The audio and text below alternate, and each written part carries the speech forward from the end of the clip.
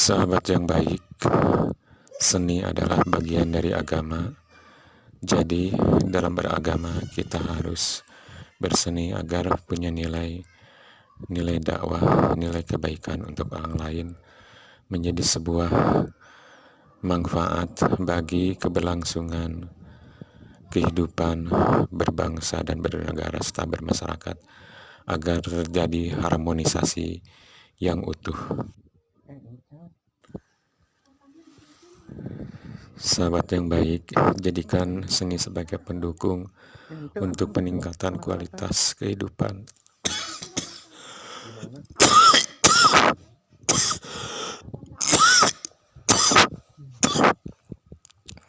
Kehidupan dalam beragama dan bermasyarakat akan tercipta sebuah nilai yang bisa menjadi mewariskan, yang bisa diwarisi untuk anak cucu kita, oke?